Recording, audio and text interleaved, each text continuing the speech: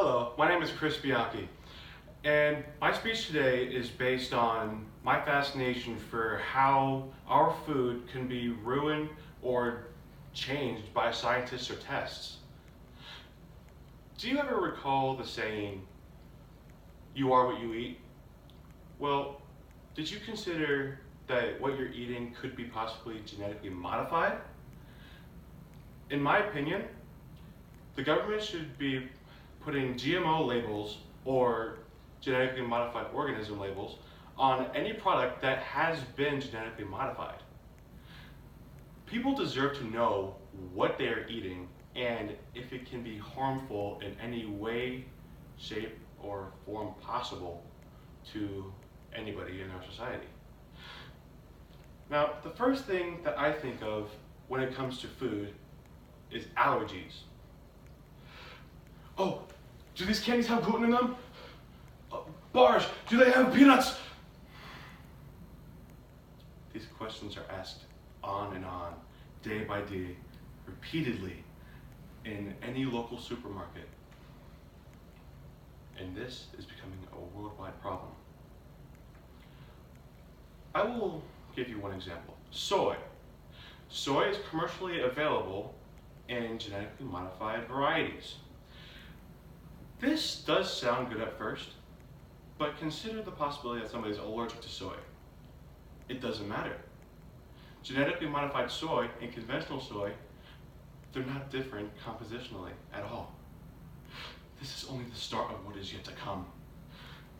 Based on society's tendency to believe advertisements, we as people do not expect any genetic modifications.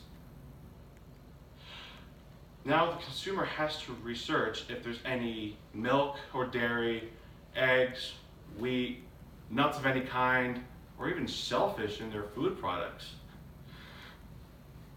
And you know what else? Busy schedules take time away from this consideration. The biggest problem in our modern day society, allergies, are nuts. Granola bars and the top brand candy bars such as Snickers and Payday bars, they're the basic source of these nut allergies, and nobody realizes this. Glutens also pose an additional health hazard to any unexpected society member. The next big thing when it comes to GMOs is toxicity levels, which are mainly in genetically modified plants. Now, say you go out and buy a head of lettuce, and it's good for eating because the toxicity levels are low. Now, say we genetically modify that leaf of lettuce. The toxicity levels maybe will skyrocket, and so will the chances of humans being harmed tragically.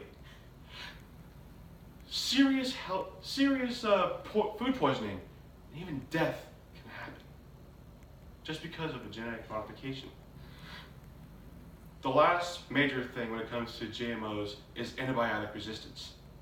And its purpose is to see if any bacteria will survive a mutation. There's one big problem with this.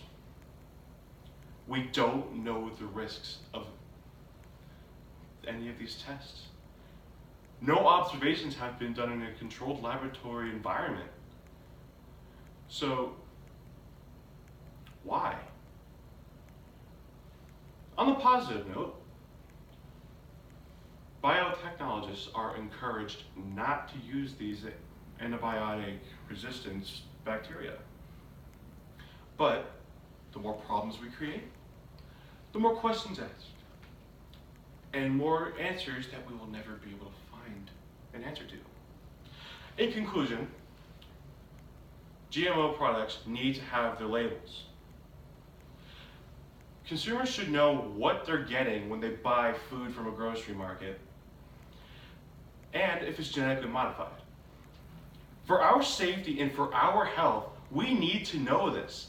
And it's the responsibility of manufacturers and the obligation of the government to let us know of the dangers of GMOs and if they're being sold to us in our local supermarkets. Thank you so much.